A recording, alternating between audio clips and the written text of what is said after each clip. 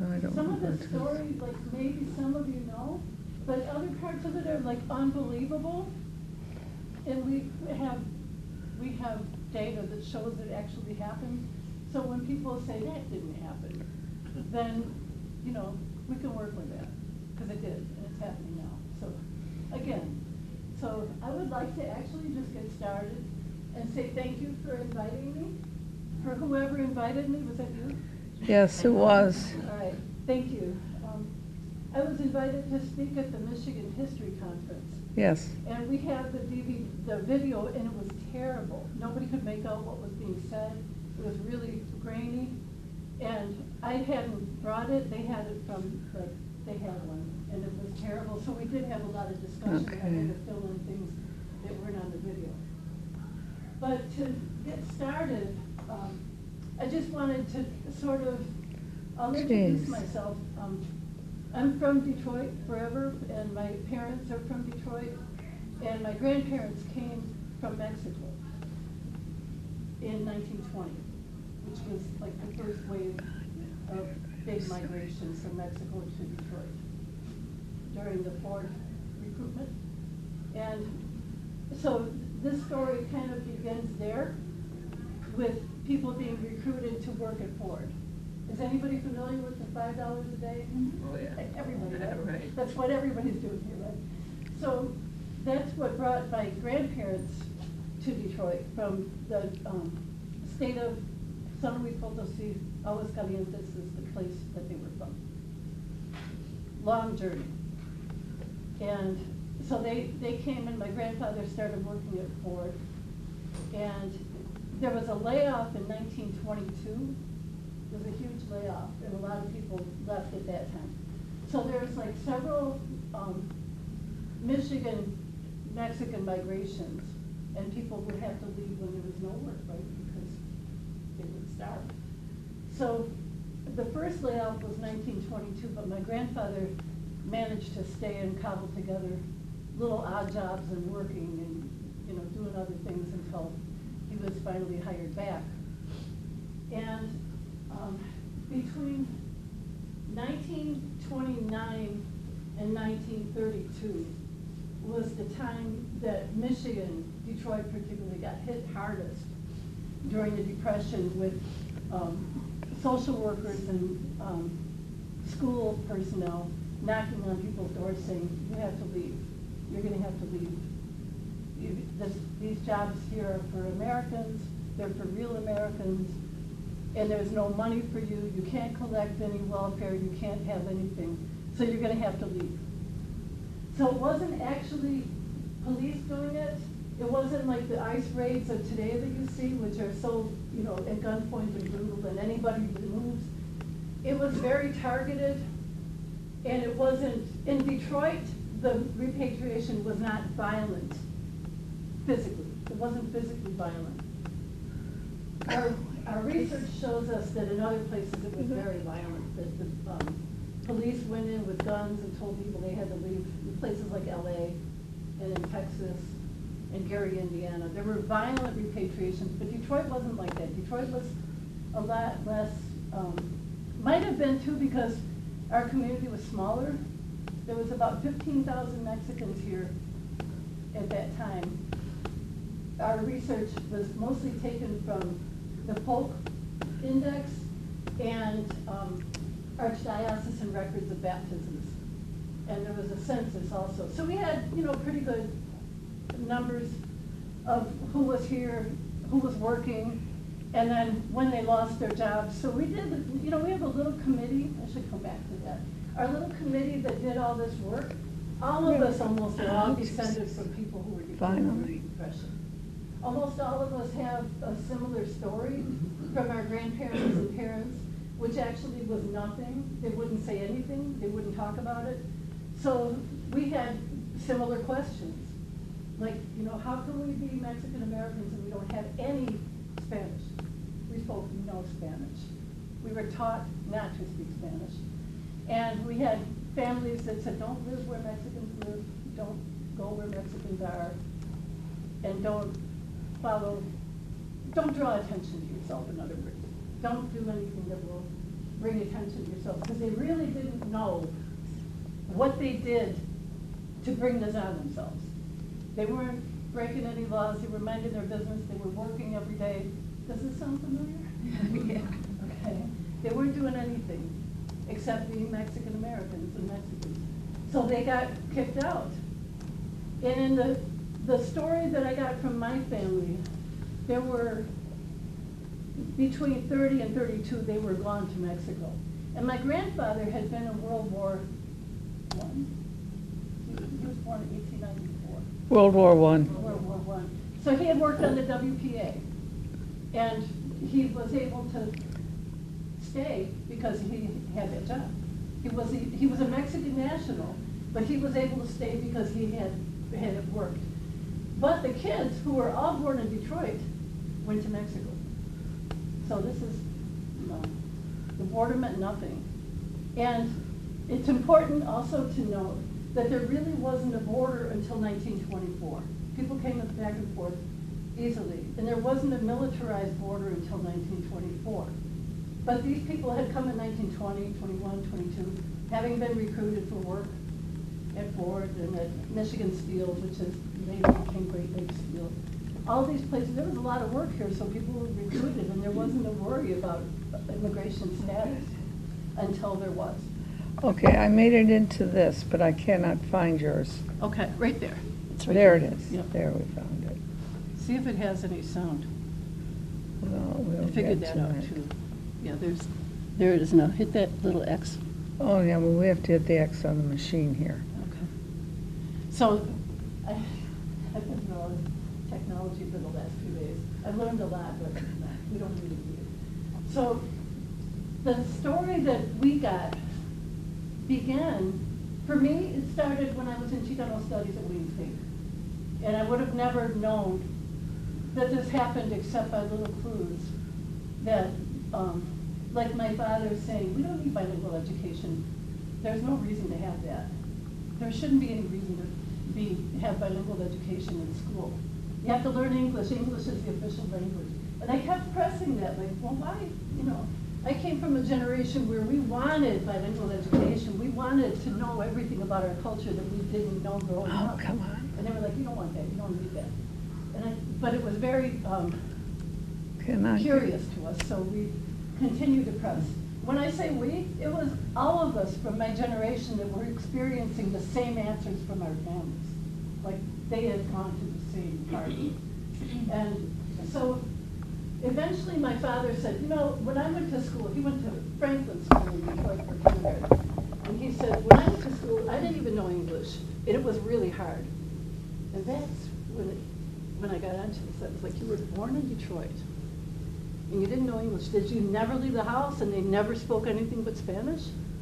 And he wouldn't say why it was that he didn't speak English when he was in kindergarten and had been born in Detroit. So this is where it kind of gets into what happened then? Why did this happen? How could you? And my grandfather, who always insisted to me that he was speaking English, was adamant about, English is the language of the country. You can't defend yourself if you don't speak English. So that was how we kind of got onto asking more questions and asking about the timing of this. I So, can't get the volume up. there's, I can't make the There's volume a lot of things go people didn't forward. want to tell. They were I ashamed. have to get So this little these are blue the guy kinds of has to things go that we way to had the right. overcome in order to get stories from people who were already. No matter what I'm doing with it, They it's were not already heavy, in yeah. their 80s and 90s and had never told the story. Thank you. I knew you'd So figure it that- out. The reason our history project is so dear to us is because we got people to tell things that they had I'm never just going told to put it on pause. before it was too late. So we had primary interviews in what is referred to as Okay. urgent history. It's urgent because if you don't get it from them, you get it from somebody else who didn't experience it firsthand. So everything that I'm telling you is what they told me. And some of these interviews that are on video, those people are all gone. So this is a treasure that we have. So hopefully, Okay, wow. hopefully it'll work. Now we're getting closer. Okay, We're slowly getting here. okay. I'm sorry, I work well with the mouse. I don't work well chasing the cursor around the screen. Okay, Now I'm going to get the lights on here. okay.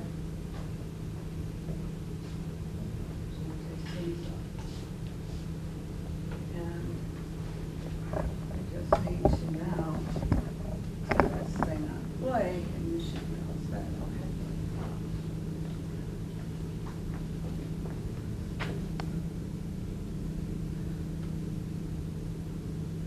Except I wanted to go back to the beginning.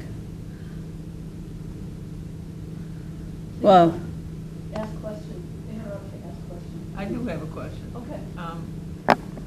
When they were knocking on these people, on your family's door, or other families' doors to say, go home, was it like today where they were looking for illegal immigrants, or were your grandparents, I mean, or did it matter because there was no border at that time? No, I it mean, didn't matter. it They just- didn't ask them their So it was status. just Yeah, a matter volume's of, all the you're way not up, real and we Americans, forget quote, Mexicans. real Right, Americans. right. Okay. And it was mostly This is the social workers beginning. that were doing that. yeah, well, I need to do two things. So do this, get the closed captions in it.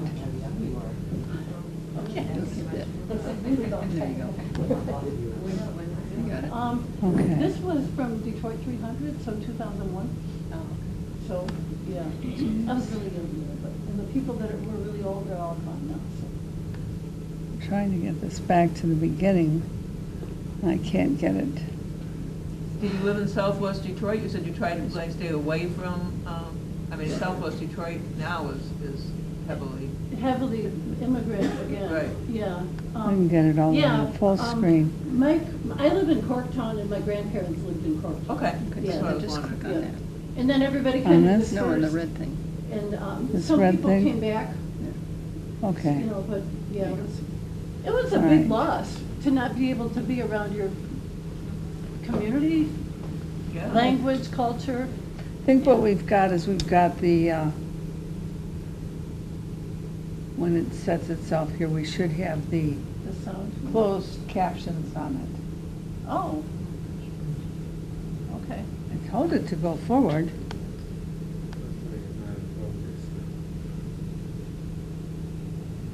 Well, it's not focused on here either. I've been trying to get this trying to- So that I the can sound only is better. project. I got it. You got it. Let me okay. step in. Thank you. We've been waiting for you. I'm coming. I'm sorry. That's all right. Right. Yeah, yeah. I was saying a 12-year-old. I'm trying to figure out something. Not my belts are Yeah. That's funny about that book. And I read Sometimes the captions are a little bit off, so let's see. I didn't know there was any captions. Let's So you see. did that? Yeah, Oh. I think YouTube just Uh-oh. simply supplies them.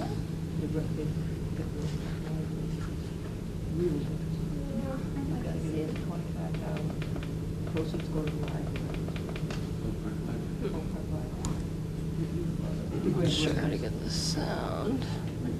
How big is the committee of descendants?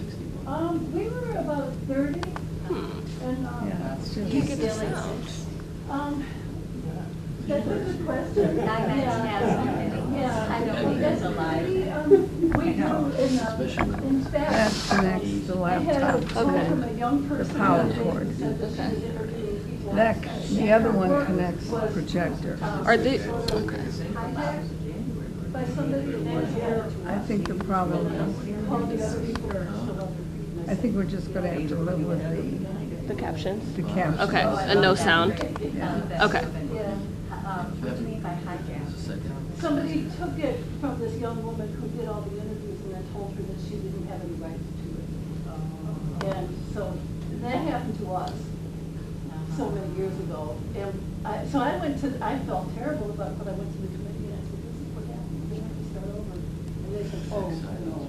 I don't know about the sound. Okay, so it wasn't me alone. And if it was me alone, I would have thought, well, you know, we gotta start over. But they were not having it. They said, no, it took us forever to get people to trust us and for us to lose our work like that. No. So it was a huge battle. It's in our archives. Yeah, it was a battle with one of our sponsors, so we did it. So is this is connecting this Right, to the power. the power? Okay, but is it charged? It probably doesn't need the power. No, it should be fine regardless whether it's plugged in or not. Oh, this? You can watch it on your own. Yeah, the sound isn't. There's no sound on And it? Okay, We just cannot make the sound come out. okay. I found the same thing the other day, and that's what happened, and then yesterday I had it with sound. Yeah. So, you know, it must be some YouTube magic, excuse me one second. You can take a look at it and take a picture of it, that's what the title is. I'd like to see that. Okay, yeah, you can pass that around. So, the committee actually, is what made the work so important and interesting, was talking to people in the community and saying, like, we know how old you are, right? We know because I went to school with your grandson or your whatever, and what happened during this time. And I did a little ad in the community paper for years, saying, was your family deported during the Depression? Were you repatriated during the Depression? And I never, ever got one response. It was religiously in this little tiny classified section of one Latino paper. And one day I was at the house painting in the dining room with my dad, and my dad said, I would never answer that ad. And I was like, wait, what? My dad, who wouldn't give me an interview, said I wouldn't answer that. I was like, how cool have I been? And I said, why? What do you mean? You know how long I've been trying to get this story. So, and he said, Mexicans are really proud. And you know, Mexicans will never say anything bad happened to them. I know this is true. I know that to be true. So I just changed my little question. And I said, were you in the first colony? That's what we called it then. Were you among the first colony? Were you a peregrino in Detroit with the Mexican community? A pilgrim with the community? And I started getting phone calls left and right. That was in the days of landlines. That's how far back we go. Answering machine and landlines. And I started getting requests for interviews. And when I would get the list and go to someone's house, I would ask them when they arrived, what kind of work did your father do? Because everybody was recruited. And where did you live? And then I would say, and what happened during the Depression? Because if you came in 1920, it would be like, you know, there was a time shortly after that that the Depression hit. And all of this hits the fan, right? As soon as I asked that question, they would say, oh yeah, we had to leave. Or my dad had to leave. And we ended up here. People's families were torn apart. Many of them had to leave with what they had. And the repatriation was, for many, a depatriation, because if you were going to someplace you've never been, you're not being repatriated, you're being depatriated. You have no country. And that was the story of all those children, including my father and his siblings. There was, by then, I think, 6 of them. And so the stories began to come in. And then once one person, the way word of mouth works, once one person started telling it, then we began to really start getting interviews. And I told our committee, oh, now we can do like 3 in a day. So everybody's like, well, okay, we can do that. But we couldn't. They were so painful and intense. And the people would be telling this for the first time ever. In their 80s, telling you about something that happened when they were like 5 or 4 or 7. Something that they barely remember. And we're also told never to talk about. So we're getting a story from people who are looking back at it. And it's a phenomenal memory trick that makes a person who's old resort to that memory. Because in their minds, many of them thought that their fathers abandoned them, that their families abandoned them, and they never saw them again. And here we are with our books, with some of our committee were professors of Chicano studies, which made it really helpful, because then they'd say, oh, the professor said that, like, oh, this must be true. They said that in the university, because it's just us, right? So people are like, no, this couldn't have happened. No, we have all this research and all this data, and this is what happened, and this was the year. And do you remember this, or do you remember this? And then they would begin to put it together, but they had never been told that there was a plan to get rid of Mexicans. I mean, it wasn't something that anybody ever talked about. And those who returned were the tiny numbers of us who were here. There was a time in Detroit, before NAFTA, before the free trade agreements, that we were about 1% of the Detroit population. Tiny, tiny population. But we're still here, and we still observe our traditions to the extent that we have any left, and began to excavate them. So when we started talking to people about what had happened, there was no sense of collective experience. There was no way that anybody talked to each other about it. When we started asking people where they were from, and they would say, we're from Aguascalientes, and we would say, oh my God, that's where we're from. And then everybody was saying the same thing. It was like, how could we not know this? We never had a collective sort of collaboration with anybody. So we didn't have any kind of collective healing. We had no way of even measuring this, and it was still really a shame to talk about it. So when we were in the midst of all this work, and I'm telling you that we interviewed people for about 10 years. So this is like a really ongoing project. We were going year after year without having any idea of what it was going to come to. If we would have known then, 20 years ago, 25 years ago, that we would be trying to dig up the DVD and show it now, for so many people that are asking now, we would have tried to do better. We would have tried to have equipment, we would have tried to have funding, but as it is, what we have is notes on yellow pads. A lot of it is written in code that only I can decode, because people would say after it was finished, I don't want you to tell that story. I don't want you to share that. So I have tons of anecdotal information. The interviews that you have on here are like gold, because people gave their names, they showed their pictures, their documents, and they said this happened. But we have dozens and dozens of people who gave us the story and then wouldn't allow us. We'd tear up the release. We'd get them to sign a release form, and I'd get home and they would call me and say, I don't want you to use that. And I would just tear it up, and then I'd put it aside. Because once they withdrew permission, I was like, I'm not gonna share this now. Now they're all gone, and maybe, their descendants might want to.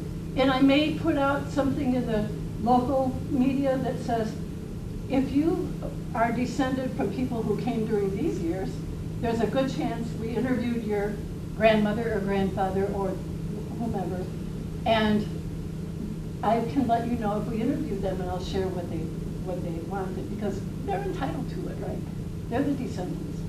But I wouldn't do it otherwise. It was a whole thing. So when I went to Michigan State University for the PhD in Chicano Studies program, I explained to my cohort that, I had gotten all these releases signed, and people gave me interviews.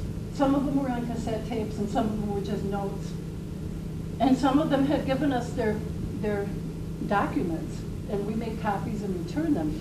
And my cohort and my professor said, well, you have permission, you can go ahead and use those. But, we never did. I mean, our whole committee just withdrew. So we have that work, and I'll tell you the story of anybody who gave permission to tell their story. And to anybody who didn't, I'll basically take it to the grave like they did. Because they were ashamed, and they were afraid. There's also this big fear that they would die, and they would see the person on the other side who said, why did you say that? They were really expressing that, I can't do that because, I'll get in trouble. I'm like, you can't get in trouble anymore, but how do I know, right? Maybe they can. So I just didn't, I honored that request. So the removal of the people from the country was never clear. It was at least 1 million people that were deported from the US to Mexico. There was 15,000 or so Mexicans in Detroit in 1930, and by 1932, there was about 4,000. Many people returned, but they didn't necessarily return to where they left from. So a lot of people that left Detroit never came back to Detroit and went to places like California, Texas, Arizona, and the other states that were once part of Mexico where they could much more easily blend in and live their lives. So we were a tiny, tiny cohort of people who are descended from the people who came back. And we don't really know how many of us there are, except sometimes I'll go someplace like for Hispanic Heritage Month. I never miss any of the events, because these are the events where people will come up and say, you know, my grandparents came here and such, you know. And I know that they're telling me because they want to have the connection, they want to have an interview, and then we continue the interviews. But they're with descendants, they're not with the primaries. But people are now trying to piece together their own histories, because it's not documented anywhere.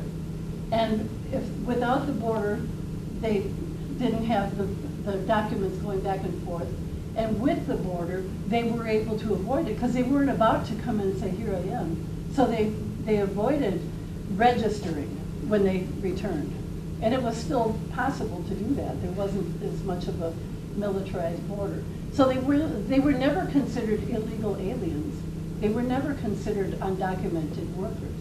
They were Mexicans. They weren't, it had no bearing on their status. It was their race. And that was what got them targeted. So that's where we are now. And we've never seen anything like what we're seeing now, where it doesn't matter if you have a green card or if you're a US citizen, or with the Supreme Court having given permission recently to allow anybody to be, they call them the Kavanaugh stops, they can just stop you and take you. You don't have to know who it was that took you. That's why you're seeing massive resistance, especially in Chicago. Detroit is different in that you're not seeing the fight back. We don't have the same response as Chicago. It's a lot more underground, and people are hiding here a lot more. In Chicago, people are coming out into the streets and confronting ICE, and they're confronting the military, they're confronting everyone. Because there's enough people there to do that, and they have enough political power to do that, but we don't have that at all here. So that's the sort of long and the short of the committee that did this work. And for those of us who are part of it, we're all being requested to speak to groups in our various places. People are now spread out in Texas and California and Arizona, different places where we all were. We were all from here together, but people are being requested now to give these presentations to show, you know, that this isn't the first time. Good question. It was not a law. It was never a law. There were federal hearings, congressional hearings, and then there was just an act, the Repatriation Act, but it was never codified into law. In California, there was a Senator Dunn in California held hearings, and California actually issued an official apology to the Repatriados there. But here, you know, we don't have the kind of political juice like they have. In Illinois, they included in the K-12 curriculum, and we were asked to go as expert witnesses. And I just couldn't believe the difference, though. In Illinois, when we walked into the Capitol to make our testimony, there was tons of Latino elected officials there.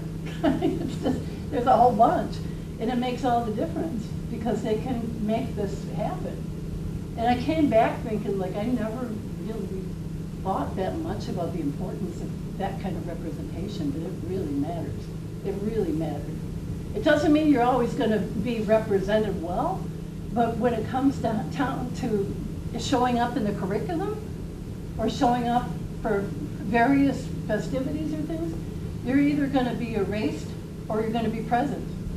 you know, that, so it really was a lesson to me, to see the kind of, to walk into a place and have everybody applaud because we did this work, and we're like, what the hell? You know, all we did was question our elders for years and years, but we got the history out, and the best part about this, to me, the best part of our work, was that people were saying, there's Mexicans in Detroit? Because people were, this work hadn't been done in California, in Texas, and Arizona, so all those places were calling us to say, can we borrow your data? Can we borrow your witnesses? So we have witnesses that are in our video, that are in like big, huge, like feature-length movies. Because we did our little work from Detroit, and we were like, no, there was Mexicans in Detroit. Our little 1% was loud.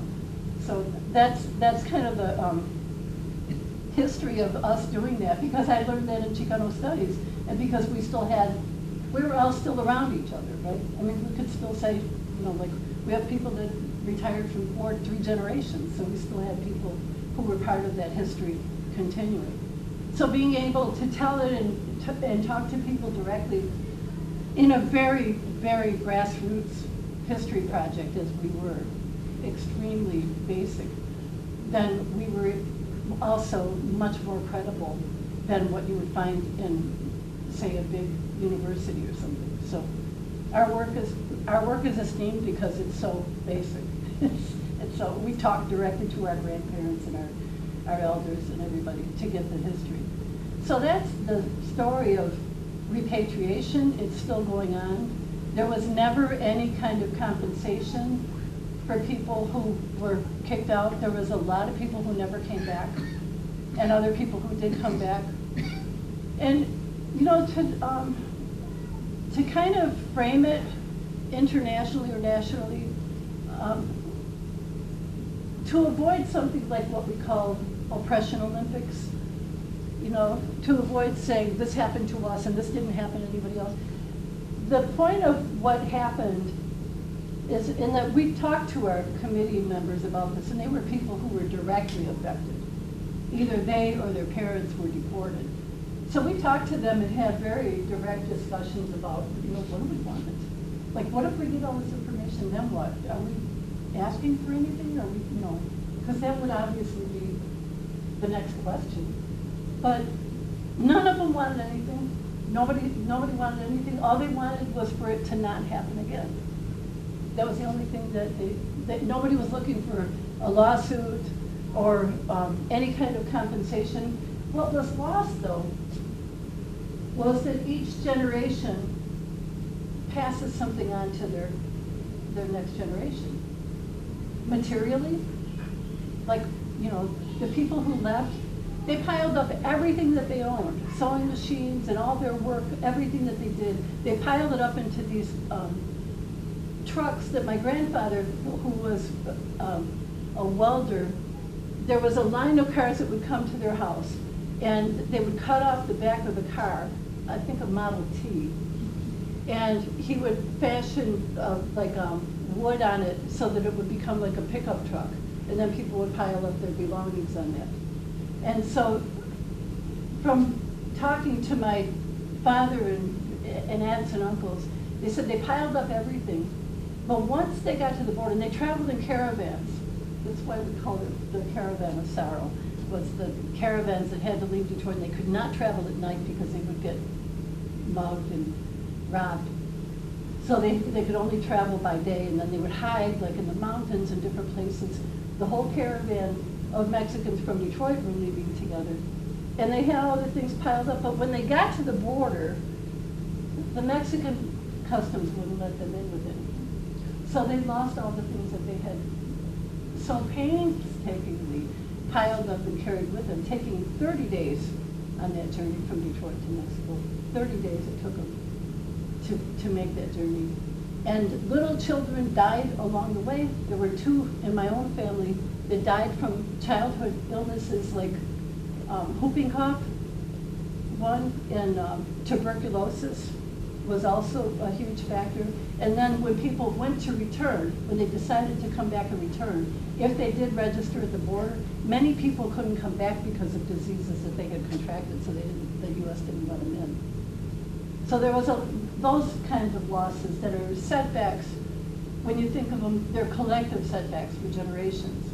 Like we didn't inherit a house or materials that would have been passed down the way, let's say, a white European person's immigrant would have if they were able to work and then accumulate some wealth that they then leave to their children. That was lost for the generation of Repatriados, and that was a 10-year period. And it certainly is lost for other people who face all kinds of discrimination that does not allow them to accumulate wealth or stops them from having generational wealth. And so that's kind of that's a story that's rarely talked about. But the reason I wanted to raise it in our community, there was a man who stopped me on the street, an older man who had his own construction company. And he stopped me on Bad Week when I was going into the bakery, and he said, "Elena, why are you doing this? Why are you asking these people these questions? What do you do? What do you want?" And I said, "Well, one thing we want is that it doesn't happen again. But the other thing that I want for us to know is that there's nothing wrong with us. We're not backward. We're not stupid. We're not less than other people who came at the same time. This happened to us, and it didn't happen to other people. And that's what I want you to know. That we didn't just not spend our money right. We didn't just not work hard enough. But this happened." And he said, "Well, just write it in a little pamphlet and leave it in the barber shops and leave it everywhere, because that's how you're supposed to be able to educate the people." So, stop hurting the people with these questions. And I said, "Oh, okay." So he understood what it was I was trying to get at. Why would they were going back to Mexico? Why wouldn't the Mexicans allow them to bring their stuff back? Well, for one thing, good question. There was great resentment on the part of the Mexican government and Mexican people toward the people who were returning. There was great resentment. For one thing, the time that they left mostly was between 1910 and 1920. And what's happening then? Mexican Revolution, right? So the revolution was a time of great pride, great sort of militant pride, but also terrible disease and disasters everywhere. And so when they were coming back, Mexico was in a state of absolute disaster. And here comes 1 million people back in, 60% of who are U.S. citizens. They're not even their citizens, and they have to let them in. Because what are they going to do? They're their family. So another thing that I found out, because we did a conference years later, we were invited by the University of San Luis Potosi, who was actually looking at this information. They said, "We wondered what happened to those Mexicans that left." And they actually tracked us down and invited us to a conference, and we had this big discussion and dialogue in a 3-day conference. And we found out then that 8,000 Spaniards had been allowed in to Mexico at the same time because they were being exiled from Spain because of the war. And Mexican people were just crumbling from starvation. But all of these things are happening at the same time. When they allow Spaniards in, they kicked out Chinese, who had been there for generations, building the railroads and doing other things. So then you begin to get a bigger, sort of broader understanding of what's happening in the world and how it affects all the different people. But we were, all these people were coming up and presenting papers and telling what happened to their grandparents. We're like, we had no idea. And everybody thinks that they're the only one, right? Everybody thinks like, why would you do this to Mexicans? And why would Mexicans do this to Mexicans? But Mexicans were actually doing it to Americans. And Americans were like, we don't want you. Well, you said they were citizens. Did they actually go through a citizenship process? No, they were born in the U.S. Yep. They were Like born. your parents. Right, right. Was the president Was it Truman? Would have been No, Hoover. earlier It was than that. Hoover. Yeah, yeah. Would have been Hoover In 29. Yeah. 29 till 32 would have been Yeah. Hoover. Then it would have been Roosevelt. You're right. Yeah, it was during the Hoover administration that these plans went into place, but some of the congressional records were just horrible. The way you hear now, like people being called venom, or what are they called? Vermin. But yeah, but I mean, the terms that are used are Go back exactly to the what they were same- referring to Mexicans. Big circle. Yep, yeah, and they totally dehumanized them in order to be able to make, and they also they were visibly different, and they didn't, you know, they had a different language and a different color, so they were easy to target. I mean, they were already undesirable for being dark, and they're Mexican. I mean, there's a long, long history of U.S. antipathy toward Mexico, so that, I mean, that wasn't new, but it was very easy to attack them and make them leave. So that's the difference now, though, and I always try to remind younger immigrants of this. When that happened to our families, there was no one for them. There was no, I looked everywhere for signs of support committees, defense committees. Detroit didn't have nothing. Everybody was just on their own. Chicago had a lot. Chicago had priests and others that were supportive because they had different lineages politically. So Detroit had the Repatriados who were religious. I happen to come from the same kind of political background as the Chicago people, don't ask me how, but we were very different than the majority of the people who came to Detroit from Mexico, because during the Mexican Revolution, the church was really outlawed, basically, because it was considered to be very corrupt and in collusion with the powerful, corrupt government.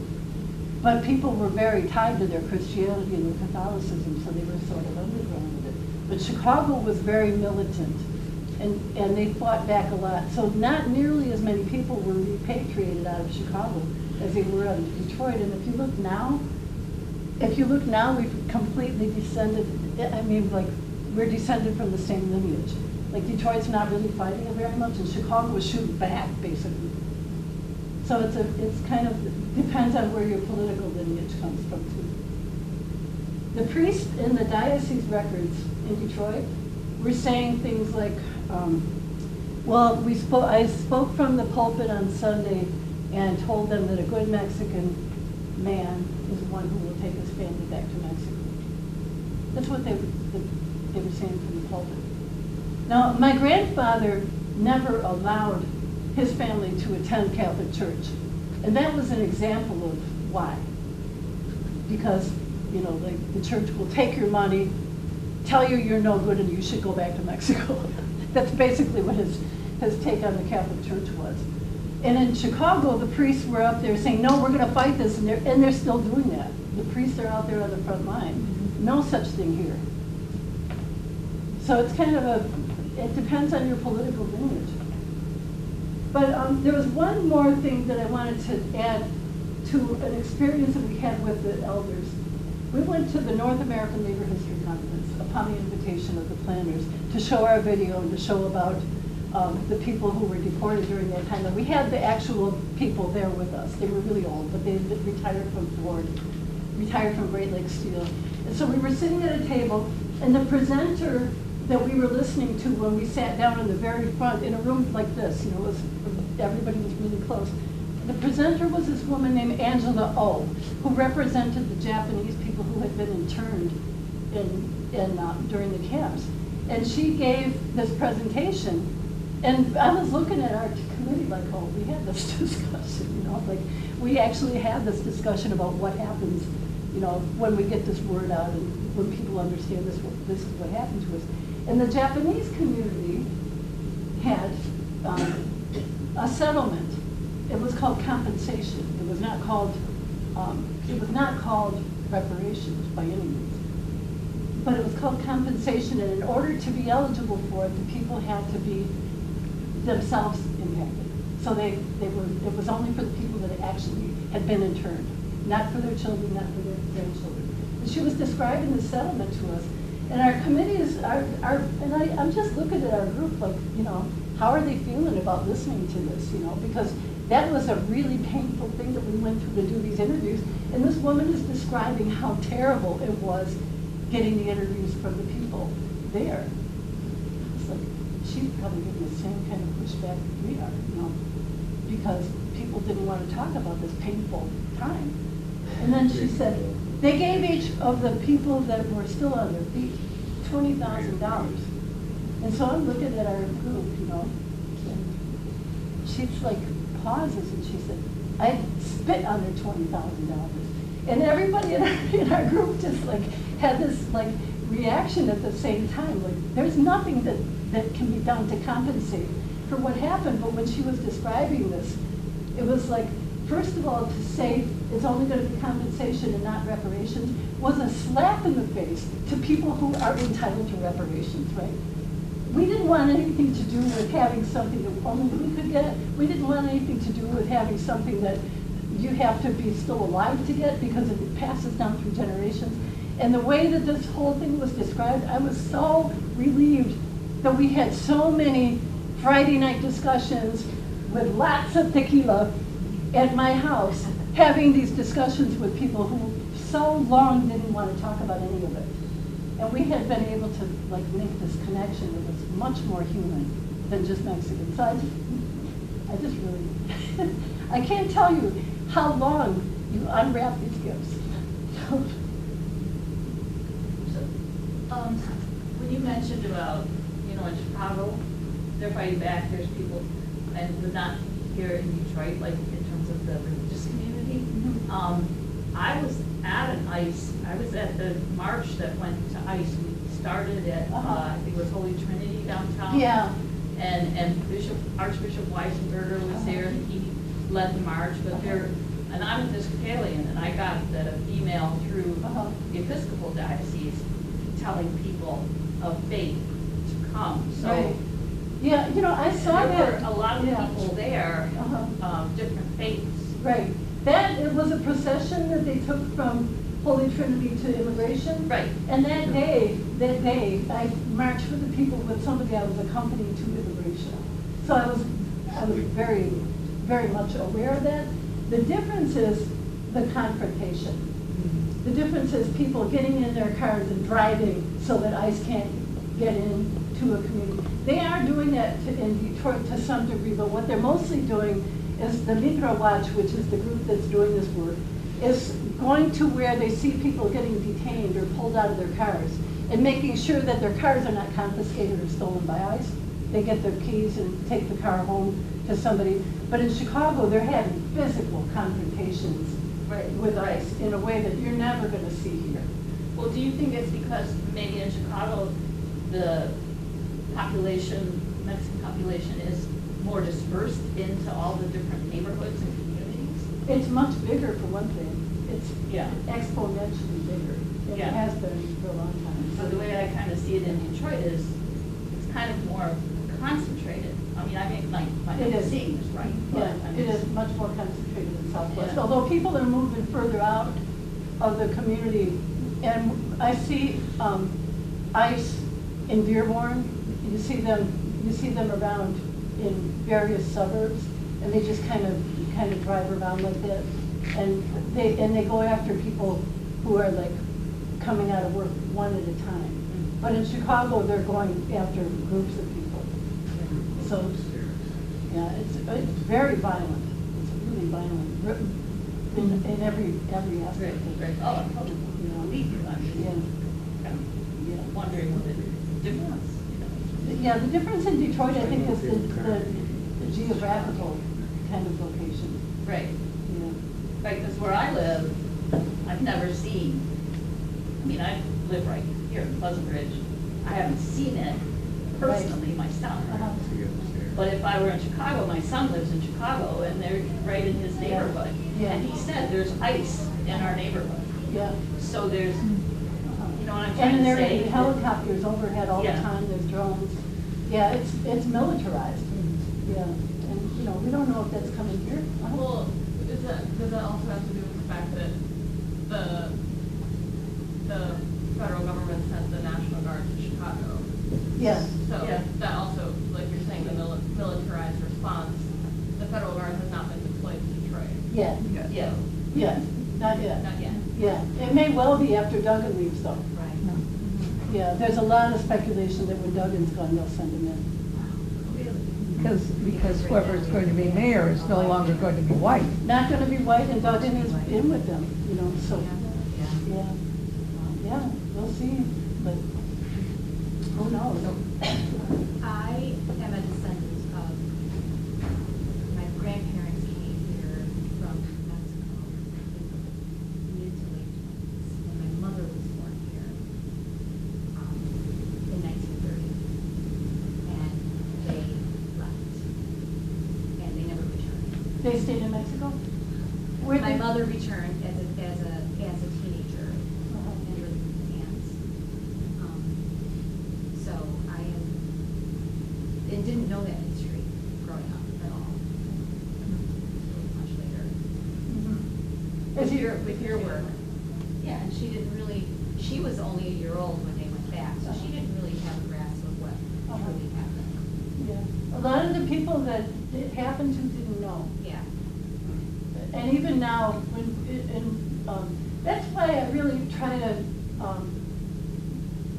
get the word out in our own community to say, you know, this is why we act like we do. It doesn't explain everything, but it does explain a lot. Yeah. You know, so I was teaching at Western this last year, and I was with a group of students who were refugees from Venezuela and all different parts of the Spanish-speaking world. And I told them, and I was teaching them English, so I told them, we were not allowed to speak Spanish, and we were told not to speak Spanish. And I said this in English. And then later, that child was with her mother at La Sede, where I volunteer sometimes, and the girl said to her mother in Spanish, that's the lady I told you about, they didn't let them speak Spanish. And I was so gratified that she not only understood the lesson, but she remembered it. And her mom said, why? And I said, I explained the reasons. I said, that can't happen anymore now because you're surrounded by Spanish everywhere with media and phones and everything. But people did absolutely lose the language. And they were ditching it, but they also couldn't follow it. So yeah, you have a lot of questions I can give you. Yeah. Right.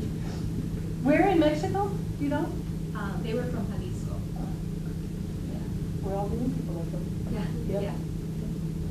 Well, I hope that people have questions, and you can get in touch with me through email or whatever you like.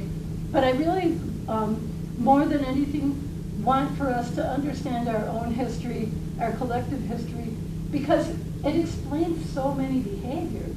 It explains so much about why we act like we do. And shame is kind of the underside of pride. So I was trying to sort of, flip it over. Why should we be ashamed? What did we do wrong? We did nothing wrong. So in order to be able to kind of flip that, say, I'm not saying that we're in any way better, but I'm saying like we were here, we're just as good. We also built this city, we also did these things. And we want to show up in the record. We want to be acknowledged as humans that we're here. So what can people do to support what's going on now? Well, what's happening with the community, and there's a great need for support because people can't go to work. And, people are not eligible for anything, for unemployment or food stamps or anything at all. So if you don't go to work, you don't have food, you don't have rent, you don't have utilities. So there's a great need for financial support. There's groups that are managing that. And I can definitely, I'm not, I don't want anything to do with it, but I will definitely put you onto the people that do that. One of the things that I do, which is easy to do, is pick up the gleaners boxes, the food. It's a long line. But if you can sign up for as many people as you need, and you can deliver their food to them, because people can't go get their food. They canceled Gleaners last week because ICE was swarming the parking lot.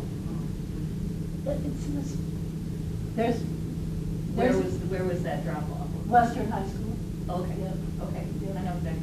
Yep. I mean, that's the one where I go, and I'll sit in the line for 2 hours, and then depending also on how the food distribution is, it's no joke. I mean, it's a lot of work. Yeah. Like you might get, for a family, for 2 families, you'll get like 6 gallons of milk. So, you have to parse all that out and deliver it to the people that need it. you know. But that's something that's always welcome. If they have other people are picking up these boxes of food and then delivering it, you think ICE is gonna have to? That's a good question. One of the things, that is needed, like, if I go to the food line and say, I'm picking up for 6 families, and they'll say, okay, what are their names? And I'll just say, I can't tell you. I'm not telling you. They're good. They're good, you know, they're very, very helpful. Because I'm not giving that information to this person who's gonna write it down, who can have it seized from them. And they'll still give you the food? Yep, yep. So how do you know who to give them to? Because my number is on the bathroom wall. Now, how would we know? You could call me, and there is actually a group of people that are really managing this. I only do what I do on my own. So when people call me for help, I do it as an individual, because I'm too old and tired to be working with these groups, but I very much trust them, and I know that there's a lot of younger people that have really taken up this work, thankfully. And there's much more need for it now than ever. But there's people that can't go to school sometimes. They took off school. Last Wednesday there was a rumor of a raid, so nobody went to they canceled the Gleaners, nobody went to school. There was going to be a field trip to the Historic Museum on Sunday the 12th, showing the video, showing the, you know, I wasn't part of it, but a teacher from Western was part of it. And he said he had to cancel it because the students were afraid to go. So, in a field trip last year, you know, a student got picked up and deported Yeah. from I read about that. Wyandotte last year. Well, I was supposed to start doing a conversation class with Oakland County Literacy Council in February with 10, mostly Latinos, not all, but mostly. When the word went out about our meetings, people just stopped answering emails, calls, texts, WhatsApp, anything. And it was canceled because people wouldn't respond. Yeah. And that was February, that was early. Yeah, I don't know what those classes look like now. I don't know of anybody going to them. There's a woman that I talk to every day because she has a son who is autistic, and she waits for the bus with him. And she doesn't have a clue of how dangerous it is. You know, like, she's so caught up in, you know, she's got this little boy that's a runner and he's nonverbal, and, you know. I didn't have the heart to even, and she doesn't read or write in Spanish or English. So she calls me to say, what happened here in the transportation? Will call me, and, you know, I'll do it's a whole thing. But when I worry about that all the time, because there's nothing for that boy if he gets deported. He's U.S. and she's Mexican. But if they got separated, he would be so lost. Because very few people can handle, you know, a very low functioning child with autism.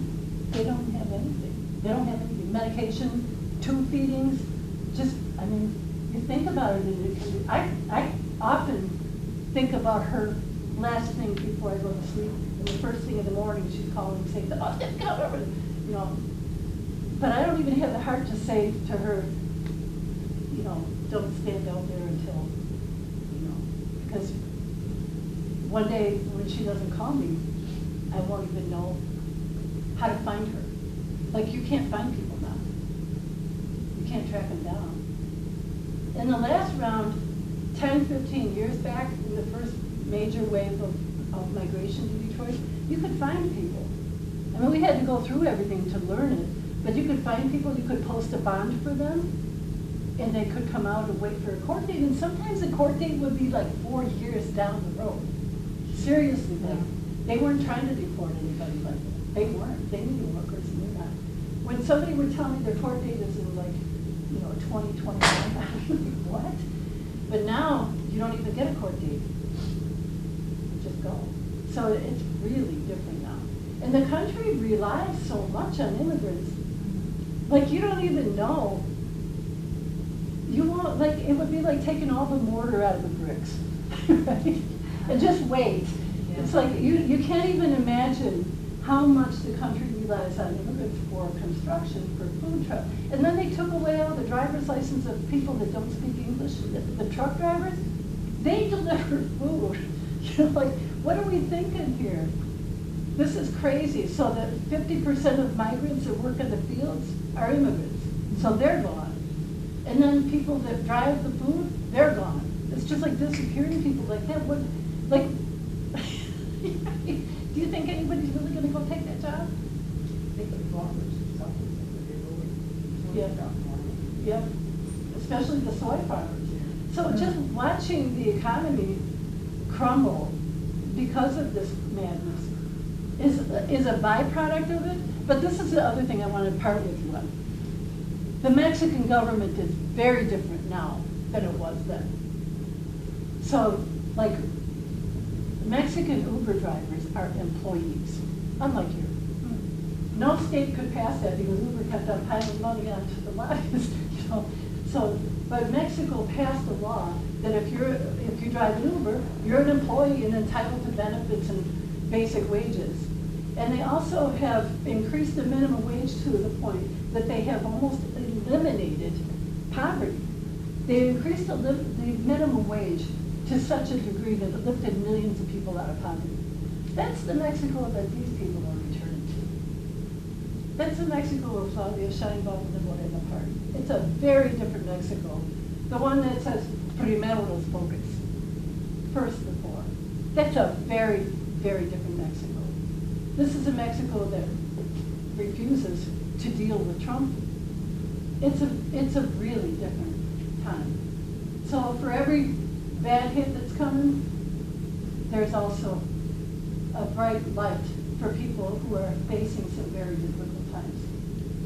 And you know, it's gonna definitely hit us. It's gonna hit us hard, but you know, for people that have been really, really brutalized by it, I think there's better days ahead for them. I guarantee you, there's better days ahead for them. And Mexico is gonna do better because they have a workforce that's been trained here. Nobody can argue that. And that was something that they're well aware of in creating new jobs here. So I hope that people feel some sense of hope that this is not gonna be forever. Like this is gonna. Really? Yeah, it can't be. It's not sustainable. No. It's absolutely not sustainable. I don't know what's around the corner, and we know that fascism is on us. It's not coming. It's on us. And for us to be able to figure out how to live with each other, how to support each other, how to add another cup of water to the soup when we need to, these are all the things that we need to know, and that we also inherited these lessons. We're not new here. So, you know, for the people who are new here, they have a hard way to go. But it's really something that I think all of us have to really dig deep into our own histories, your own ability to imagine something better, and figure out where you can fit into it, where you can fit into any of it. Please give out my email address and information, and I'll be happy to put people onto any kind of services. And they're not big things, you know. It's like winter clothes for kids, or things that are coming up that are needed.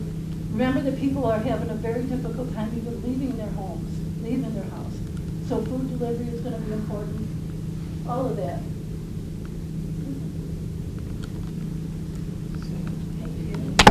Thank you.